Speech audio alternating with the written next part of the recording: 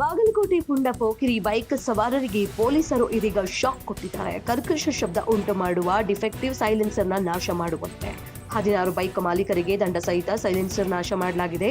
ಬಾಗಲಕೋಟೆಯ ವಿದ್ಯಾಗಿರಿಯಲ್ಲಿ ಘಟನೆ ನಡೆದಿದ್ದು, ನಗರದ ವಿದ್ಯಾಗಿರಿಯ ಕಾಲೇಜು ವೃತ್ತದಲ್ಲಿ ಬೈಕ್ ಕಡ ಸೈಲೆನ್ಸರ್ ತೆಗೆಸಿ ರಸ್ತೆ ಮೇಲೆ ಸಾಲಾಗಿ ಇರಿಸಿ ಜೆಸಿಬಿಯಿಂದ ನಾಶ ಮಾಡಲಾಗಿದೆ.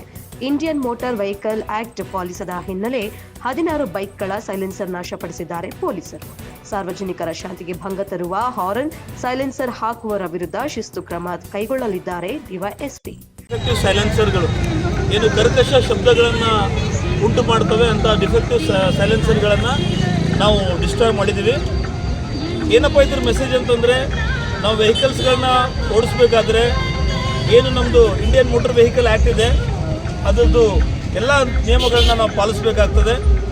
ಎಷ್ಟೋ ಹುಡುಗರು ಅದನ್ನು ಲೋಕಲ್ ಮಾರ್ಕೆಟಲ್ಲಿ ಈ ಸೈಲೆನ್ಸರ್ಗಳನ್ನು ಚೇಂಜ್ ಮಾಡಿಬಿಟ್ಟು ಹೆಚ್ಚಿಗೆ ಶಬ್ದ ಮಾಡಿ ಕಿರಿಕಿರಿ ಉಂಟು ಮಾಡುವಂತಹ ಒಂದು ಪ್ರಯತ್ನವನ್ನು ಉಂಟು ಮಾಡ್ತಾಯಿದ್ರು.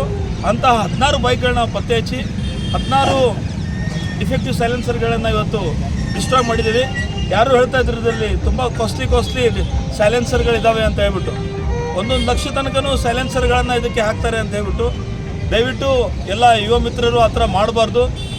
ಇಂಡಿಯನ್ ಮೋಟರ್ ವೆಹಿಕಲ್ ಆ್ಯಕ್ಟಲ್ಲಿ ಈ ಒಂದು ಗಾಡಿಗೆ ಇಂಥದ್ದೇ ಸ್ಪೆಸಿಮೆನ್ ಅಂತ ಇದ್ದಾವೆ, ಅದನ್ನು ಪಾಲಿಸಬೇಕು.